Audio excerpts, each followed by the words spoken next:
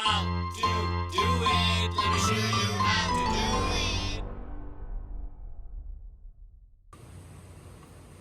Hi guys, so in today's video I'm going to be going over what are the things that you need to be careful about when you're changing the gasket on your oil pan on pretty much any truck, but this is a specific Ford F150 2014. And it's more like a lessons learned kind of a video. I'm going to go over a few things on this particular model, and what exactly to look out for when you are replacing a gasket on any car pretty much. So I made a mistake when I was doing this, and the end result was that I have to redo the entire job all over again, and it's a learning opportunity for me, and I just wanted to share the lessons learned. So in this particular model, I'm going to go over what you need to remove and what are the things to look for. Now, right off the bat, I'm going to go and tell you exactly what the problem is and why I have to redo the entire job. So let's get into the car and let me show you guys.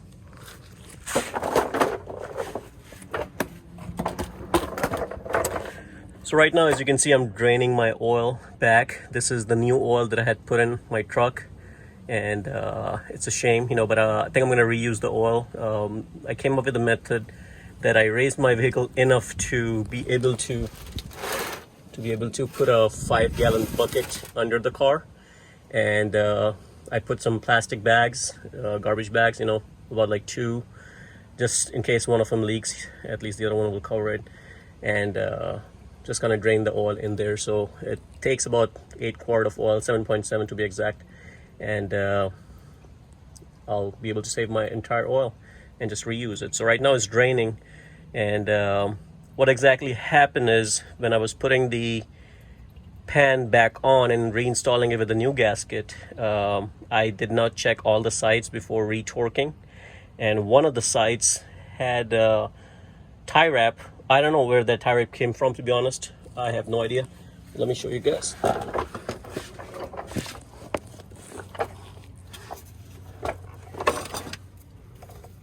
So this tie wrap is right in between the engine block and the gasket, which is a shame. As you can see right here, the end of this,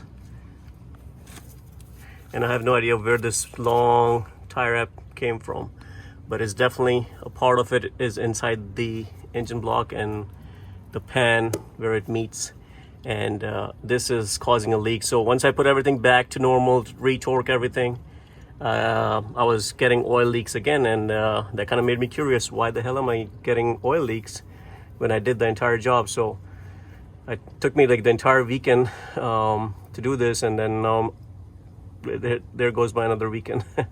So today's Saturday, and I have to redo the entire job again. But it's all good, you learn from your mistakes. So this is something I want you guys to be aware of. I'm not sure what this was being used under the car, but this was already there. And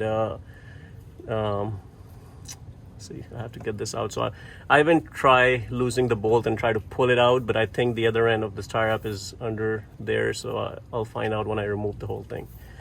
But the lessons learned here is double check all your sides before you retorque or before you even put the bolts on, to make sure there's nothing catching in between your gasket and the pan, because that will cause an oil leak. It doesn't matter how much torque you give it, it will leak, guys. So but anyways, I learned my lesson, so I'm redoing the entire job. Let's go over it. The second time I'm doing it, it was much easier because I knew exactly what needs to be done. So on this particular model, it's a 4x4. So very first thing you need to do is remove this stabilizer link that goes right here, and the other end goes right there. Well, here, and you can see it up there. So the link, you just have to remove it and leave it on the side, because you don't really need to remove the other end. As long as it's sitting like this, it's okay. The second thing, well, before you get to this, you have to remove this support bracket, which is from here to here, and this is this piece right here that is just hold on by these bolts right here. So once you have this out, then you have to drop your differential And there are 3 bolts. One of them is right here that I removed already. This is the same tie wrap that got it stuck.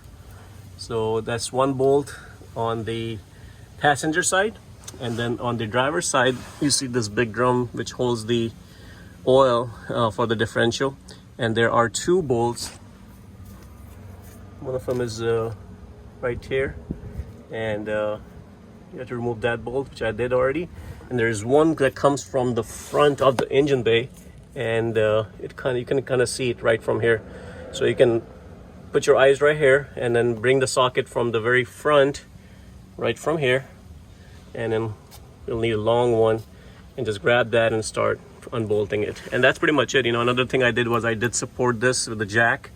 So when I'm unbolting it, I raise it up a little bit, so it releases the tension on the screws or the bolts, and it helps you undo the entire thing. So I did that, and that worked out great. So that's pretty much what all you have to do. Another thing is these lines right here, you have to loosen. There is a bolt right above that bracket that you can see. See, I have it already removed, that bolt. So this one comes off, and then there is one that's holding from the front. So if you just touch the lines, and then like right from here, and then there is a bolt that goes in right from here on here. It's just a one nut, not even a screw, it's a nut that bolts onto the screw. And then I was able to just loosen this up. And then the wire harness right here, you can just undo it from there are some snaps right here, so you can just undo it. And what I do is I tie wrap it to the chassis, to this side, just grab a long tie wrap and just in fact, you can even use this bracket and just tie wrap everything to this and just kind of pull it backwards, so it gives you a little bit of room to undo the screws on the oil pan. And then those clips, they're just kind of like inserted onto the bolts, so just remove it. There's one long bolt right here. There are 3 long bolts on this particular model. There's one over here, and then there are 2 back here. Kind of hard to see, it's a little bit dark. So those are the 2, and then the very last thing you need to do is remove that oil pan that kind of sits. The oil pan is basically the oil catcher for this oil filter, and the main purpose for this is to not allow the oil to drip when you're removing the oil filter. So that's all that is for. And there are 3 screws right from the front that you can just undo. I think it's like number 10 or number 8.